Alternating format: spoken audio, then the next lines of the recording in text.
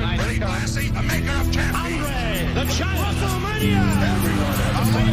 I'm so sick of these people. You know, I'm the tribal chief around here. Yeah, you see me, the tribal chief. That's right. I got that thing on me. I got that stick. I got that tool. I'm packing. You must be some kind of a dumbass. And I will never retire. You know, this aggression will not stand, man. Get that cabbage out of here.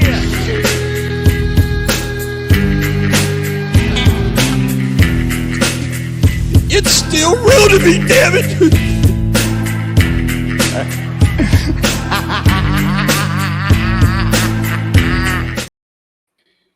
Ladies and gentlemen, welcome back once again to another edition of FNR Friday Night Review.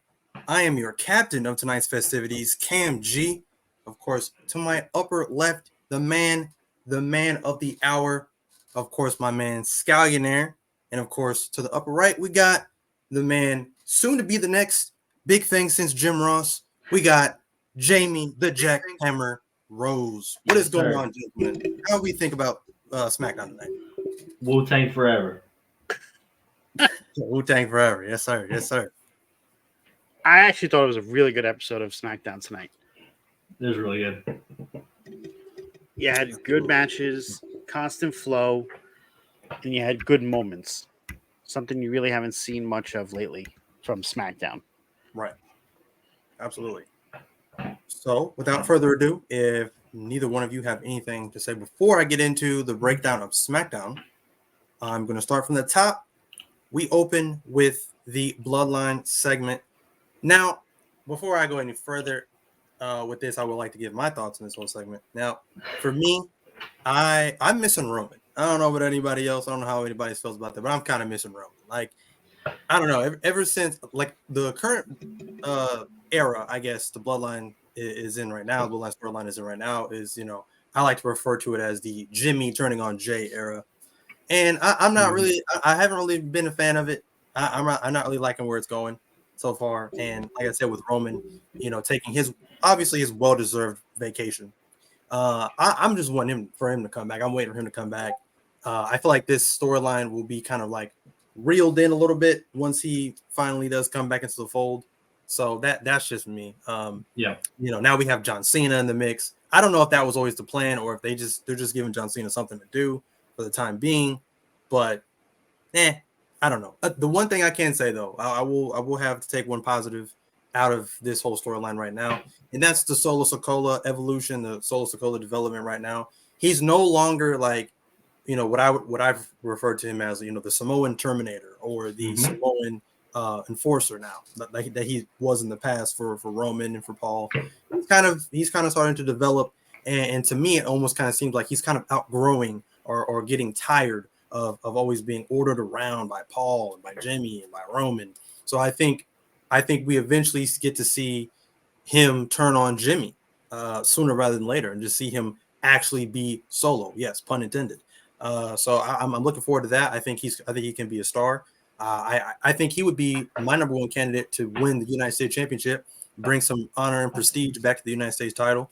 So yeah, I think he would be a star. I just think he needs to get away from all the Bloodline stuff and just have him do his own thing and have him, you know, pretty much just take the training wheels off of him and just really push him he can really do in the ring.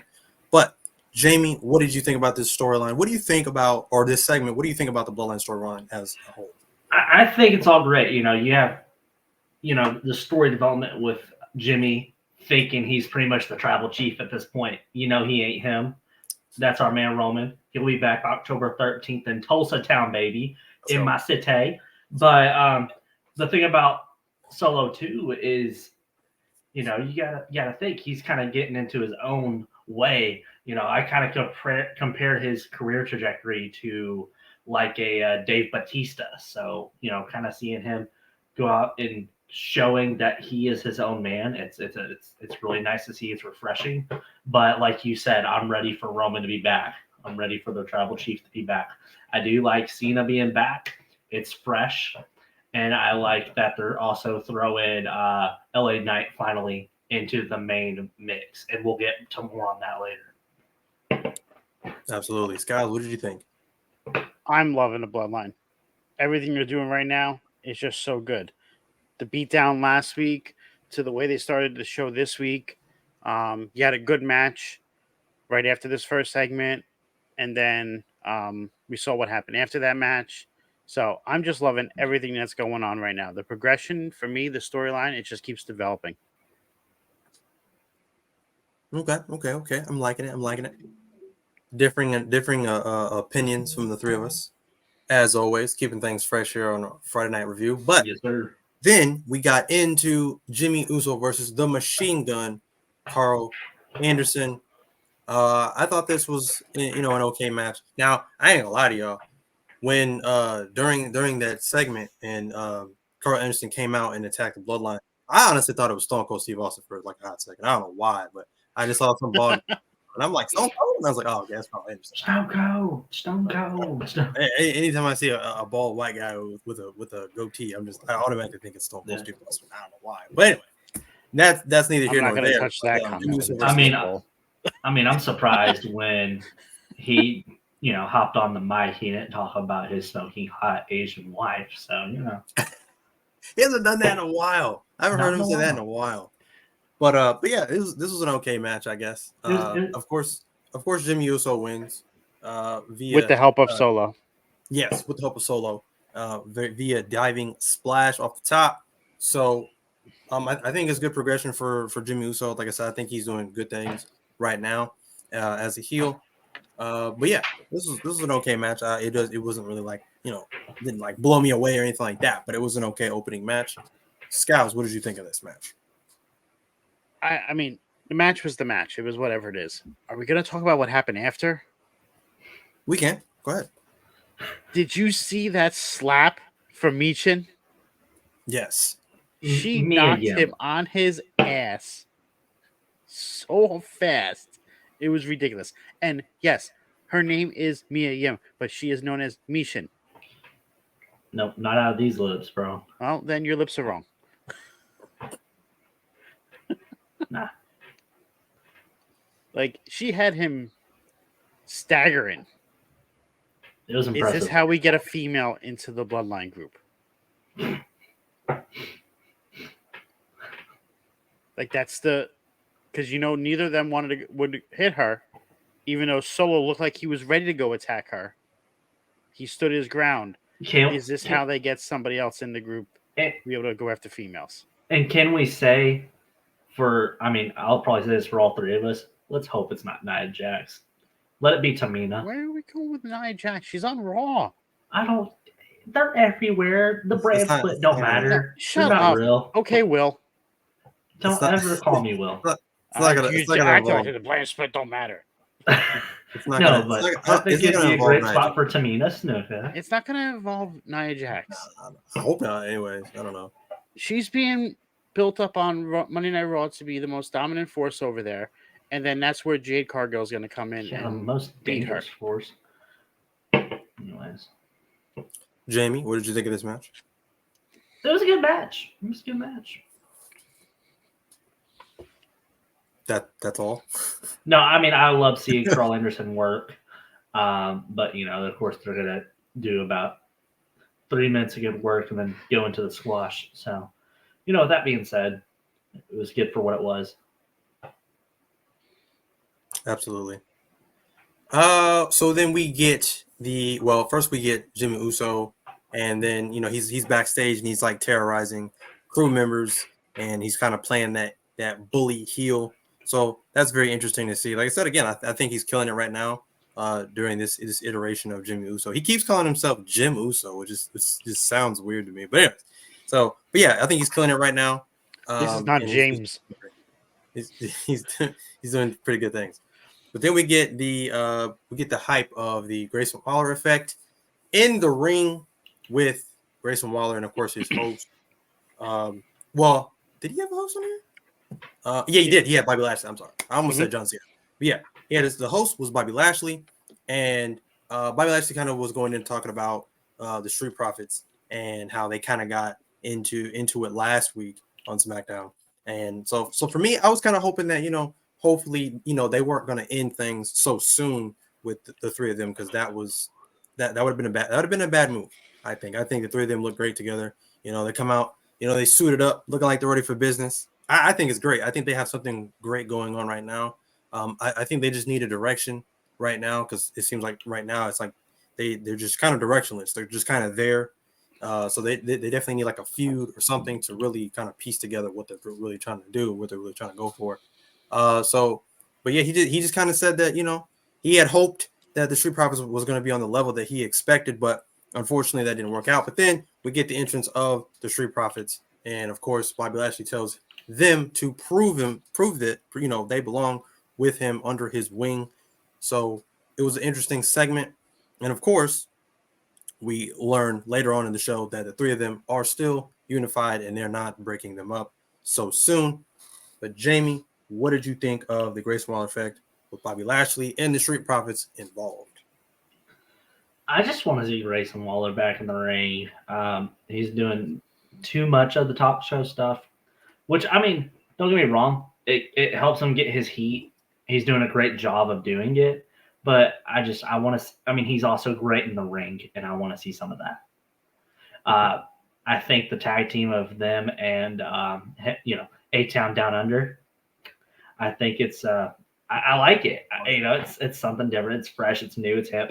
I also like what they're doing with the Street Profits, and really excited to see what kind of proxy rivalry they bring from that. And I like Bobby Lashley's new role in this too. It's really good. So Yes. I mean, it got the job done, and it was a good segment. Absolutely. Skiles, what did you think of this? I liked how they like the Street Profits looked conflicted as to what to do when he says you need to prove yourself. Like they didn't know what he meant by it. Like they felt like what do you mean we have to prove ourselves? Didn't we just do that by coming back, suits, dressed up, like this is what you wanted? What else do we need to do to prove ourselves? And then he goes, you know what you need to do. And then they just left it like that. And I thought they were going to attack Theory as he came out. That's what I thought. Like too. when they went into his spotlight and he went like this and did his thing, I thought that's when they were going to attack him. Like that would have made sense because it's very similar to Bobby Lashley's entrance that he does. So it could have been they could take it as he's imitating him. So that's where I thought it was going to happen, but I'm glad it happened later in the show too. It works out good. Mm-hmm. I like it. So then we come back from a commercial break during SmackDown, and now we have a match of Austin versus my guy, Cameron Grimes. I love Cameron Grimes. Man, he definitely needs to be showcased more because I love the stuff he did in NXT. I thought it was great. They tried. The guy's been through a lot because they tried to change him. They had him cut his hair. They had him shave his beard. They tried to change the very fabric that made Cameron Grimes so great. So hopefully they don't try to change anything about him and just let him be him. Because I think what he's doing is great. He's awesome in the ring. I thought this was a great match. This was probably one of my favorite matches of the night. Like I said, I'm a big fan of Austin Theory, big fan of Cameron Grimes. It was just the flow. It was the pacing of the match. It was never a dull moment or a slow moment during that match. And it didn't run too long and it wasn't too short. I felt like they were given decent amount of time to really showcase what they could do. Now, my only gripe is probably the ending. I don't feel like it needed that, but obviously, we know who Austin Theory is. We know how Grayson Waller is, so it plays up to their heel personas. So I get it, but I would have preferred Cameron Grimes to get the shock victory, because it would have just helped his momentum, I think, even more. But all in all, pretty decent match. I like this match better than the first match of the night. Scouts, what did you think of Austin Theory versus Cameron Grimes? I like Cameron Grimes. I want to see more of him on TV. I mean, this match was what it was. They both got their offense in, but then in the end, Theory was able to do A-Town down, finish him off, and get the victory. So I thought it was a good match, but the matches that we're going to talk about in a little bit were better matches for the night. Okay. Jamie? I share the same sentiments with you. Cameron Grimes is great. I've always thought he's great ever since in TNA with him as Trevor Lee. But this match was great for what it was, and definitely want to see more of Cameron Grimes on my TV. So. Absolutely. Moving right along to the next matchup, we had Rey Mysterio versus Santos Escobar, the WWE United States Championship. Now it was a dope segment, or it was a dope, I guess, moment between Dragon Lee and Rey Mysterio. Obviously, like I said, ever since Rey Mysterio's Hall of Fame induction ceremony, you really see, like, if you didn't already see it before, but you definitely see the influence that Rey Mysterio has had on Lucha Libre wrestling and masked wrestlers alike. So it was pretty cool moment to see them show a sign of respect between two masked luchadors in the game right now. So that was pretty cool, man. It was a pretty cool segment. I hope they do make something of Dragon Lee, because when they had signed Dragon Lee was like this big deal. He was supposed to be like this huge signing or whatever. So hopefully they do something with him pretty soon. Next week, he's actually going to be on Smackdown, and he's facing Austin Theory. So I think that's going to be a banger. Scouts, you wanted to say something? Yeah, you don't watch NXT. They are making him a big deal. Like, he's on every week. He's in big matches. They're giving him time. They're having him in all these segments now on the main roster. This is like the third time they've showed him on the main roster. So they are making a big deal of him. We were talking earlier, and you mentioned that you don't like what they're doing with him and how he's just reffing a match tomorrow night at No Mercy. That's not how he's being used properly. But if you saw the entire build-up onto it, you would understand, because he got screwed over in a match that Dominic Mysterio was the special guest referee against Ali. So now this is tying into all of that. So it's not them not using him properly. They're building a big story with all of this. And eventually, when he does come up and get called up because of everything he's been on between NXT and the main roster, people are going to know who he is. And it's going to help his character work and help people follow him better on the main roster. Yeah, it's because he got the rub off of Dirty Dom. I mean, hey, you definitely can make more sense of it than I can. That's for sure. But I don't trust WWE. I don't really care whose regime is it. Triple H's regime, Vince McMahon's regime, Bruce Pritchard's regime. I really don't care. I don't trust them based off of their bad track record with Lucha Libre wrestlers or Max wrestlers. The only one they've really treated correctly was Rey Mysterio, if you ask me. So I just don't have faith that they're going to use him correctly. That's just me.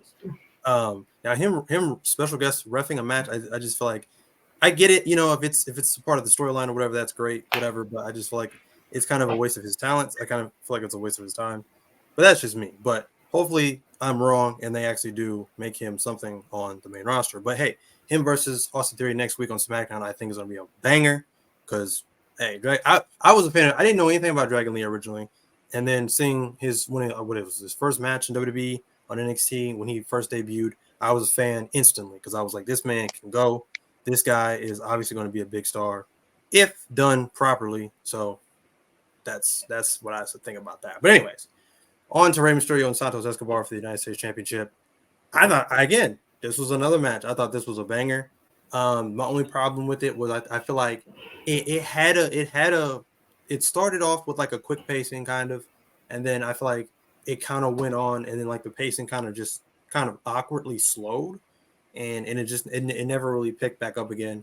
And then obviously the ending, that they love doing that. They love having these, inside cradles, or these, small packages, roll up victories. That's what I didn't like about that.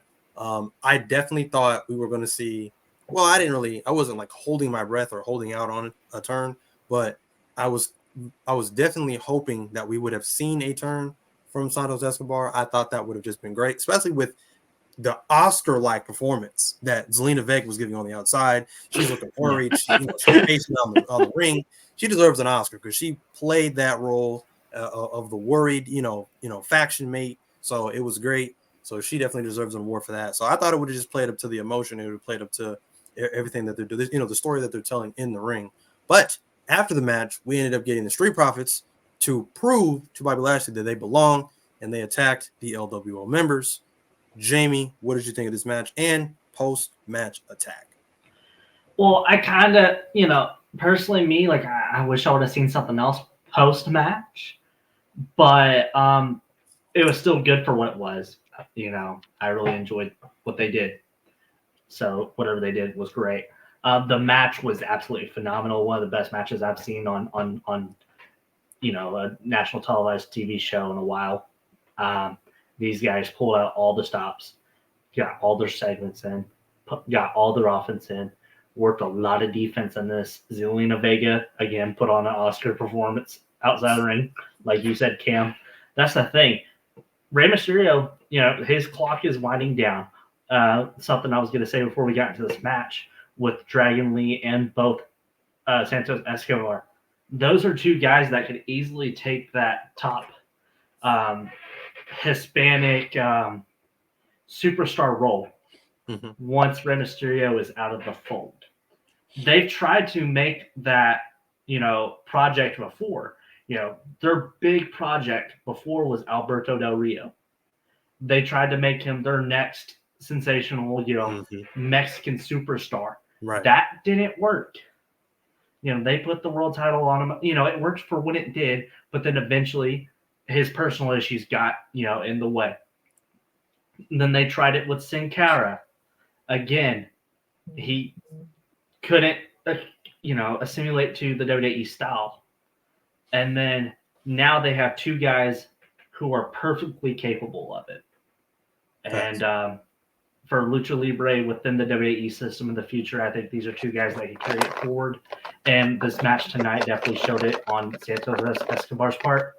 Been a fan of him, his run as Hijo del Fantasma for a while. So, again, just I love watching a good Lucha Libre match on WWE television. I mean, these guys put on a great show every time. Facts. Now, going off of what you just said about who basically can pick up the torch after Ray is, finally done, I honestly think it'd be Dragon Lee. Like I said, I think the guy has superstar written all over him. Me too.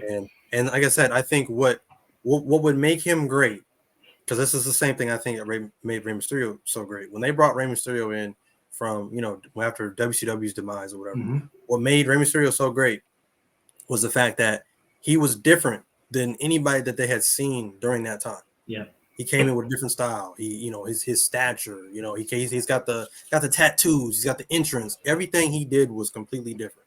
Yeah. So if they're really all in, no pun intended, with Dragon Lee, then they need to just let him be him. Like, have him be completely different. He's already got the entrance. The entrance and stuff like that is dope. Like, all that's really, really cool looking. So he has all that already. Now they just need to put the pieces together and just let him just do him. Because if that's what they go with it on the main roster, he's going to blow up. And I will say, and I this is probably stealing a little bit of thunder from Scouts. Shawn Michaels in NXT has been doing this guy pretty well. He's been in some great spots. They've been letting him do his thing. So, I mean, even though if you're not, I mean, I know you're like, but he's special referencing in this match. Yeah, it's a little bit of a kind of a weird position, but it kind of, with the storyline, it kind of fits. So, go ahead, Scouts. I know you need this man.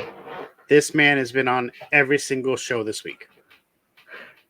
Take that into account and think. And what do you think that means? He was on Raw, had a great match on Raw. He was on NXT, had a great triple threat match on NXT. Then he was here tonight setting up a feud and a match with Austin Theory. Then he's on tomorrow night. Then he's going to be back next week on SmackDown. They believe in this guy because that's 5 out of the 7 possible shows that he's going to be on. Because he'll probably be on 6 out of the 7 because he's going to be on NXT as well. Yep. So they believe in him. They want to see more of him. And I think it's just going to be better for him in the long run that this is happening. I can appreciate that. But what did you think of this match, guys? Match of the night. Match was amazing. You said it started to slow down. I mean, Ray is getting a little bit older. He can't go at 100% every single moment of the match, and I think it does catch up with him. I also think it happened after the dive on the outside from Santos, because it did look like Ray hit his head again. So I don't know if there was something there, and that was a contribution to it. So if we hear anything coming out that Ray is injured again, it could be from that. So that's where I think that also could have taken account into that. These guys, are great professionals and pros, and that's also where these guys both have great character work, so they could work it to when the match does slow down. They could fill it in with character work, and those guys did a great job doing that. And Absolutely. the beatdown afterwards, yes, we all were waiting for Santos to turn heel. Yes, that's what everybody wanted to happen. But now, when it does happen, because it is happening, like that's something that is coming up soon. When it does happen, it'll be like the moment when Ray finally hit Dominic Mysterio. Mm-hmm. Like it's going to be a great climax, and everybody's going to just erupt for when it actually happens. I believe so too. Absolutely. Next match, we had Charlotte Flair versus Bayley. I didn't see this match. I left the room when this match was happening. I came back towards the end of the match, probably for one of the most hilarious parts of the match, because I think Bayley was screaming at Cole, like, "Shut up, Cole! I can hear you from over here."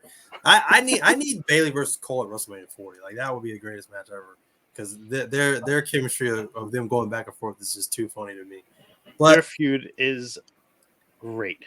It's awesome. It's too funny. On screen, off screen, it's hilarious. But Charlotte Flair ends up winning this match via pinfall. Scows, what did you think of Bayley versus Charlotte Flair? I thought it was another great match. These two women are professionals. They work well with each other in the ring. And they both know how to play off of the crowd. I thought it was a good match. I enjoyed it. Exactly what he said. I mean, Awesome I have no stuff, other awesome thoughts. Then we have the main event of the evening, which saw John Cena come out.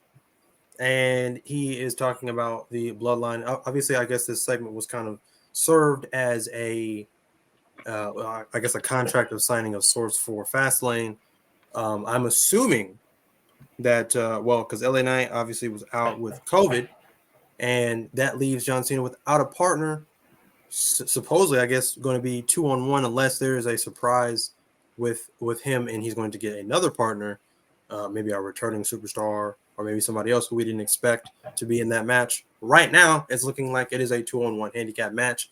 And of course, the Bloodline come out and they attack John Cena.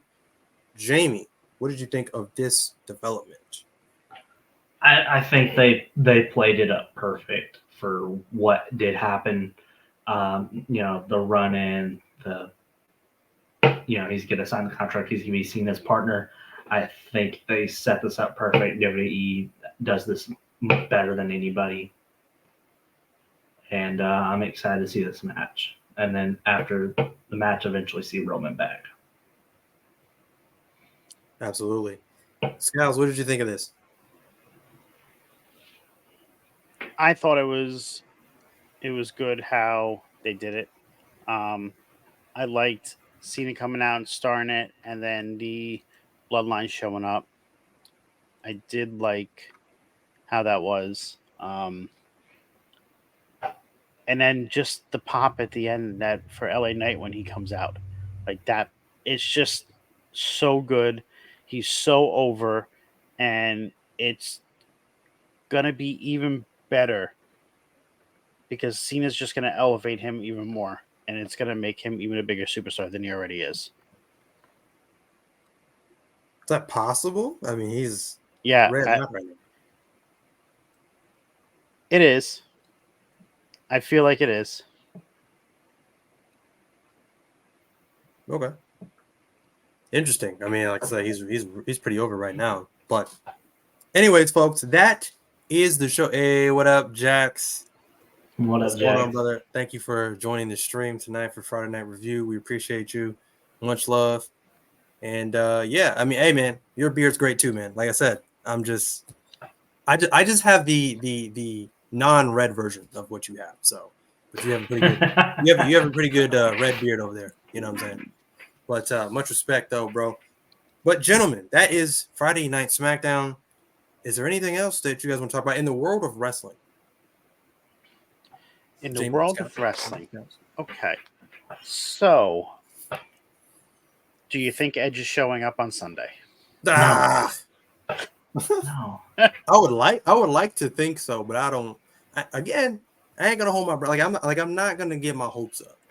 You know what I'm saying? Like I'm not one of those fans that get so into all these news and rumors, and then I start believing in what I'm reading just off the news and rumors, and then when I don't get what I expected to happen, I get mad about it. Like I try not to do that. So it's cool to it's exciting to think about when you hear the news and rumors and things like that. But I don't think you get them Sunday. I'd be literally shocked if you do.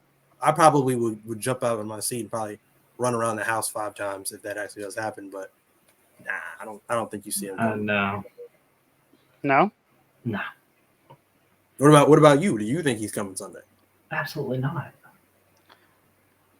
I think he was already there. I think he was one of the 4 in the black hooded outfit that attacked Who? Jay White.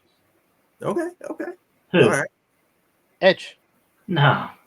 I think he was already used as an extra. Yep. Okay. All right.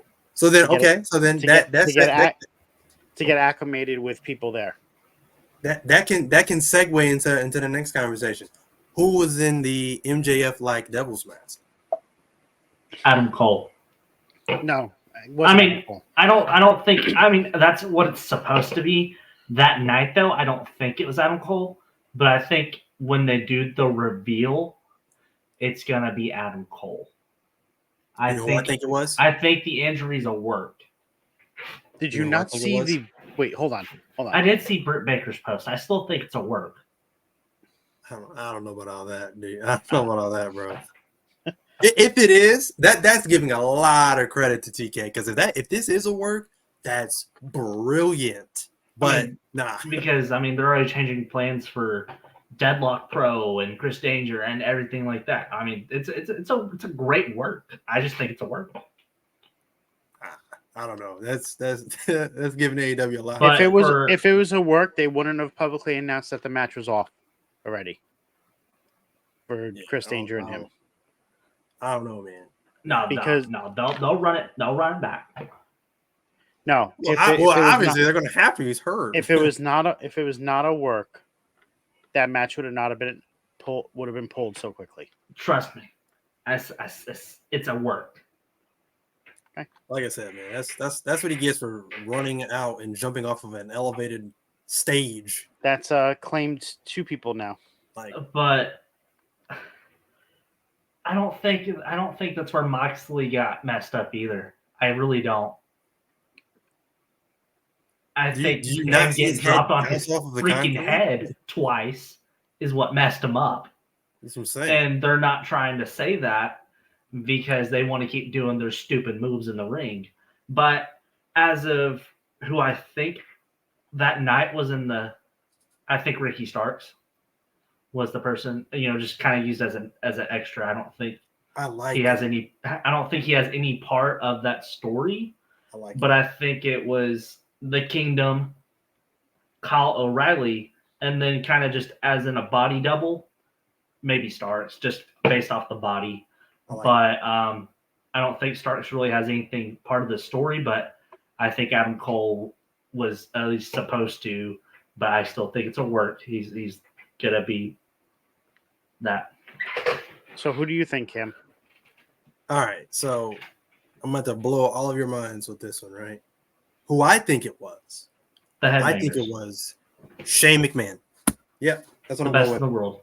Shane McMahon. No. The real best in the world. Shane O'Mac. I bought Ring of Honor. That'd be great.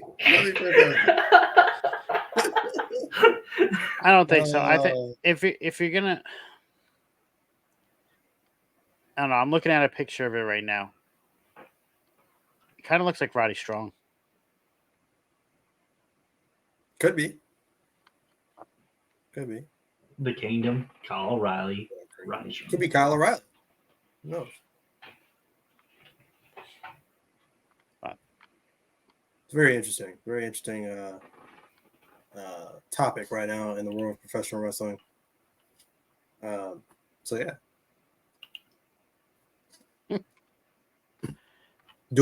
So based off of all these WWE releases, do we see any returns? Or is it too soon? Not from the list of people that were released, but I'm saying, like, do we see any, like, people that haven't been in WWE for a while come back? Like, do we finally see Carlito finally come back? Because he's been signed for a while, like, stuff like that. Oh, you mean for WWE itself? Like people showing up there? Yeah. I think when the smoke clears down, I mean, when everything clears up, I think eventually Dolph Ziggler will come back, but not in a wrestling capacity. I think they'll bring him back eventually, but as a producer or a coach in the PC, maybe. I was gonna say, apparently AEW has been trying to get Shelton Benjamin since the summer. I think that'd be a great landing spot for him as a coach. Thinking his contract was up already. Yeah. So I wonder if there's any tampering there. I don't think they'll be that petty. It's TK. It is Triple H though, so he could be petty. But I think Shelton Benjamin would actually do great over there. But you got to put him on Collision though, I think. Well, yeah, put him on Collision and bring Charlie Haas in, and then have them go after the ROH tag team titles and try to recapture some old flame. Oh my God. I mean, they do like to live in the past. Exactly. Charlie Haas. TK, I've already booked it for you, pal. Come on, bub. Good Lord. I mean, I guess it could work. I mean, who knows? Who knows? Who knows with AEW? You know what I mean? Anything's possible, I guess. Oh, excuse me. But, gentlemen, if that is it for the world of professional wrestling, we have some NFL to discuss. Week 4 predictions. If you ask me, week 3 went a lot better than week 2 because there wasn't a bunch of blown leads all over the place. There was a football crazy blowout that happened with the Broncos. That was insane. But other than that, it seemed like a pretty probably the best week so far in the last 3 weeks. So, but yeah, Scal's got to get his notebook out. Yeah, gotta get the old notes. Well, I wanted to get the standings to show everybody where we're at. I probably did bad. So last week, you both tied at 9-6. Woo! I was 8-7, and then our people that joined us for the picks, Trey went 8-7, and Brian went 9-6. So Brian did good. Oh. Not bad. How did you do? 8-7. I was one behind you. Okay, my bad. That's because I got screwed on a couple games. So where are the overall standings? So overall, you are 28-17. Sweet. And both me and Cam are 26-19. Nice. Not bad at all. That's what I like to hear. But, gentlemen, getting into these NFL predictions, Lions and Packers. What was yesterday? I'm sorry. We did Lions Packers. I'm sorry. That was Thursday's game. I'm sorry. We're going to go with the Falcons and the Jags. Who we got? Falcons and Jags. We'll go with Scouts. Who you got? Falcons or Jags? Falcons and Jags. I got to go with the Falcons. I think the Jaguars are done. Falcons. All right. Okay. Jamie goes with the Falcons. I'm gonna be the difference here, and I'm gonna say the Jags. Then we got Rams and the Colts. I'm taking the Rams. Jamie, who you taking? Rams or the Colts? Rams. Rams. Okay, Scouts. See, I'm going to be the difference one here. Richardson's coming back. I think the Colts are going to win. Okay. I like it. Then we got the Ravens and the Browns. I'm going to take the Browns. Scouts, who you got? Ravens or the Browns?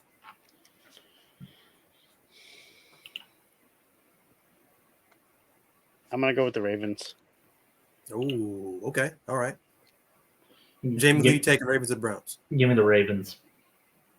All right. Okay. All right. I'm the only one to pick the Browns. All right. Okay. I like it. Then we got the Vikings and the Panthers. Give me the Panthers. Jamie, who you taking, the Vikings or the Panthers? Vikings. All right. Scouts? You took the Panthers, you said, Cam? Mm-hmm.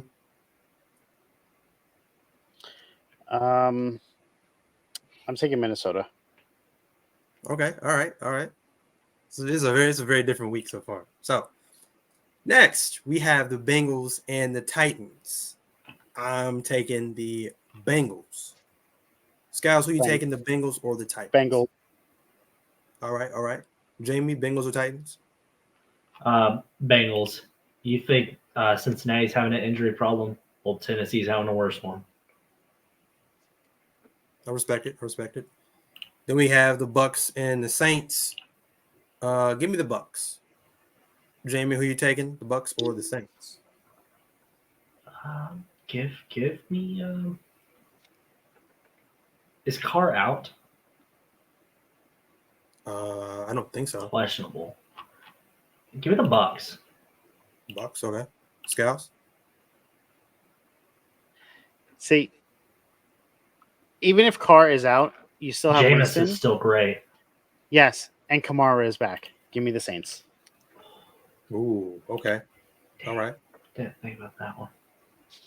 Then we have the Miami Dolphins, who blew out the Broncos last week 70-20, taking on the Bills.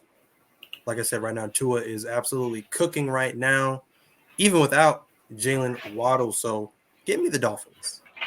Scouts, who you taking, the Bills or the Dolphins? You said you were taking the Dolphins? Mm-hmm. Where are they? At home? They're away. No, I'm saying the Bills. Shit. It's a tough one. Definitely. It is because Josh Allen is 6-0 versus the Dolphins at home. Ooh. But this is a different Dolphins team. I'm taking the Dolphins just because they're riding high off of that Broncos win. Yeah, I'm gonna go with the Dolphins. Jamie, who you taking, the Dolphins or the Bills? And the fact that the Bills lost to the stupid Jets. True. Give me the Dolphins. All right. Oh. Dolphins between all three of us. Next, we have a match that I don't think anybody really cares about, but we have the Broncos and the Bears, the greatest tank bowl match of Week 4. I don't know. Give me the Broncos. I guess if the Broncos can't beat the Bears, they've got some serious problems. Give me the Bears. The Bears. Okay, Jamie. Scout. Bears. Take the Bears Bears. too. All right. The Broncos stink. They do. They're pretty bad. They are pretty bad. Like I said, I think their offense is not that bad. Their defense is just horrendous. Their defense can't stop a runny nose. Like it's really bad. But next we have the Commies versus the Eagles. Obviously, I'm taking the Eagles. Guys, will you take the Commanders or the Eagles? I wish they both would lose. But I'm going to take the Eagles. All right. Jamie? I'm going to fly like an eagle. Yeah, give me the Eagles. I like it. Next, we got my Steelers versus the Texans in Houston. Give me the Give Steelers. me the Steelers, obviously. Jamie, who you taking, Steelers or Texans? Steelers, baby. Scouts?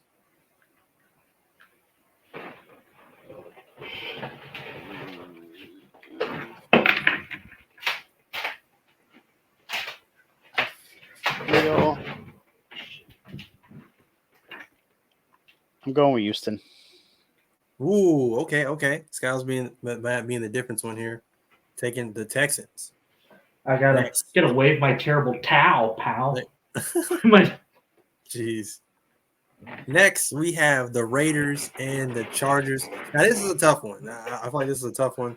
Raiders are definitely struggling right now, and the Chargers are struggling as well. So it's very, very difficult to really pick this one. But I guess I'm going to go with the Raiders on this one.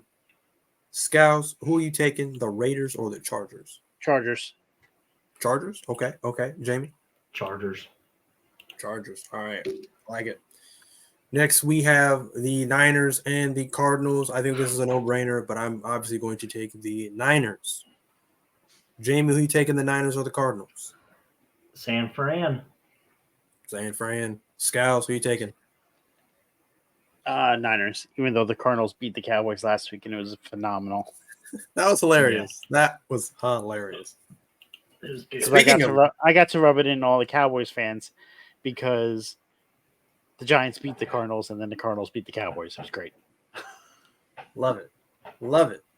Speaking of the Cowgirls, next we have the Patriots and the Cowboys. Unfortunately, I think I'm going to take the Cowgirls on this one. Jamie, who are you taking, the Cowboys or the Patriots? Patriots stink. Give me the Cowboys. Scouts? The Patriots don't stink. And the Cowboys defense is not the same after losing Trayvon Diggs. I think Mac Jones is going to have a career day. I got the Patriots. Okay. All right. That's a bold claim. You can laugh all you want. Next, we have the Chiefs and the Jets. Again, no brainer. I'm taking the Chiefs on this one. Skiles, who are you taking, the Chiefs or the Jets? I'm taking the Swiftie Chiefs. I like that. Jamie? He's going to take the Jets because it's his team. Give me the Chiefs. Oh, okay. Because Scouts is the ass. And then the final game of week 4, Monday Night Football prime time. We got Scouts' New York Giants taking on the Seattle Seahawks. Of course, like I said again, I got a soft spot for the New York Giants. So give me the Giants. Scouts, who you taking, the Giants or the Seahawks? See, I want to pick the Giants just because I want them to destroy Geno Smith because he broke the record for Eli Manning and he caused him to miss the start because of stupid head coach. Ben McAdoo's. Yeah. Freaking idiot. Fuck nuts. Ruining that streak to play Geno Smith. Still pissed off about that. I am too for you. The Seahawks just have so much talent with Kenneth Walker and Geno Smith has been playing amazing. Jamal Adams is coming back. I have to go against my Giants. Wow. Taking the Seahawks. Okay. Jamie, who you taking, the Seahawks or the Giants?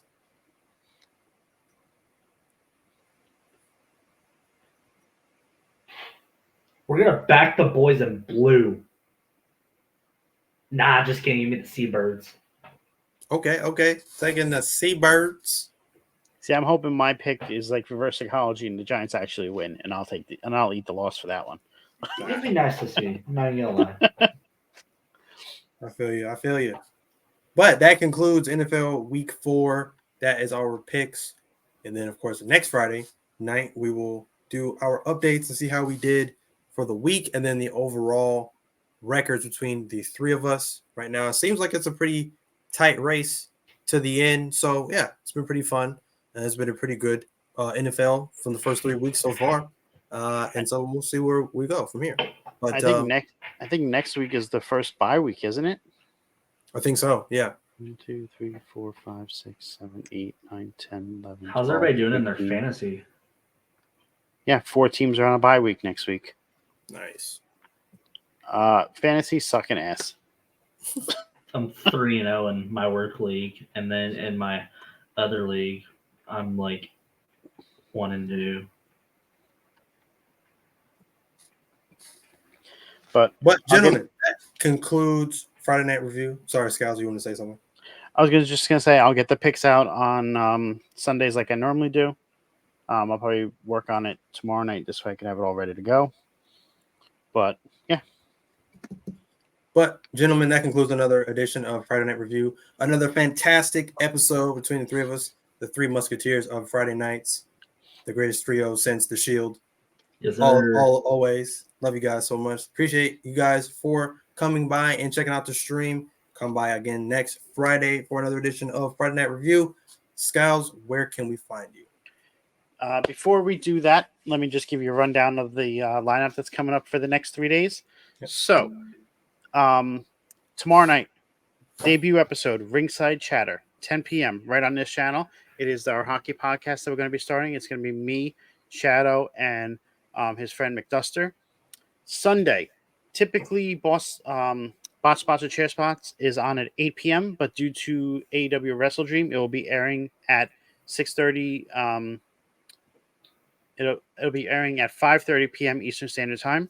Thanks a lot. So it'll be done before the buy-in, and then the table spot, which normally runs at 10 p.m., will be running directly after Wrestle Dream. So make sure you are aware of those changes. Both of those shows are on River City Radio. And then back here Monday night, 11 p.m., Shadow will be here with Sorry for the Interruption. You could find me anywhere involving Off the Top Media, Twitch, TikTok, and Instagram is Off the Top Media _, and Twitch and YouTube is just Off the Top Media. Jamie? You can find me everywhere at Jamie Rose X, and find me here Friday nights, Friday Night Review. You can find me over on River City Radio every single Wednesday night with another edition of The Boom. And you can find me on Sundays as a part of the Table Spot and right here on Off the Top Media with Friday Night Review. Of course, I am on Twitter now /X at CamandCheese317. I'm also on TikTok at CallMeCamG and at Cam's Wrestling Corner. And if that does not sizzle your bacon, you can find me on Instagram at 317 Bacon, Eggs, and Cam. And that is it. Stay tuned for more. We have content every day of the week, and we are out.